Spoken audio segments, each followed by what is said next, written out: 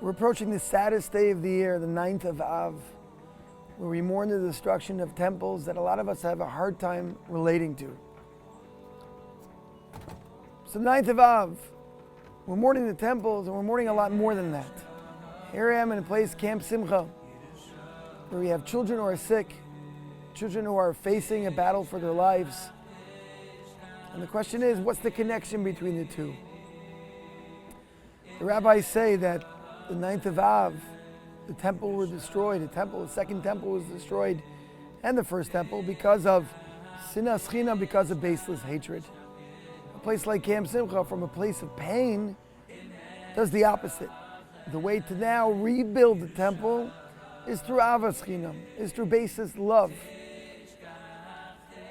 Come to a place like Camp Simcha. Camp Simcha has children and staff of all walks of life. Perhaps people who would never get together otherwise. But they come to a place where children are suffering from cancer, and all of a sudden the divides are gone. There's no differences. Pain doesn't distinguish between children, and because of that, those who are giving to those children don't distinguish as well. So instead of sinas chinam, instead of baseless hatred, you have baseless love, and there's no divide.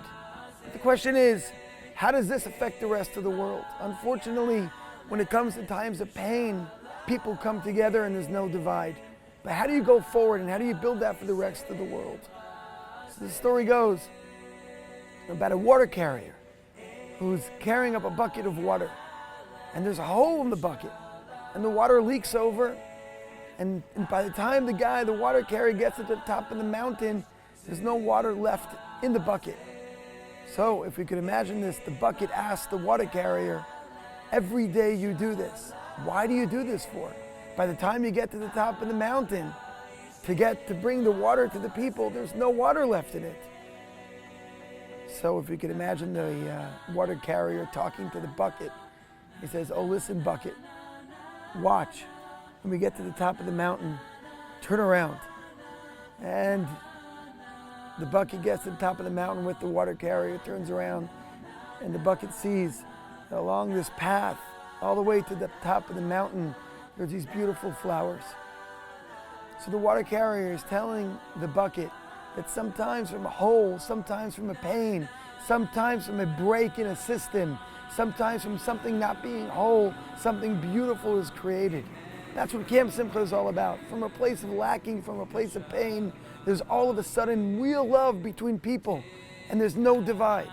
But the question is, how do we take that and go further with it? And the answer is that if we recognize that the temple, the Beis HaMikdash, is a place of unity, where there's no competition, where you complement me, not that you're a place that you're competing with me, and I'm able to be large, I'm able to be happy, I'm able to encompass everything else, then that is essentially unity. That's what we're lacking when we don't have a temple. That's what we're lacking when we don't have a centralized place where there's no divide. There's one place of daven, there's one place of worship, there's one way to daven, everything is unity, and there's one God. And then from within that unity, we all find our roles. But again, if I have a centralized place or I have a centralized idea, then I view you as complementing me, not competing with me.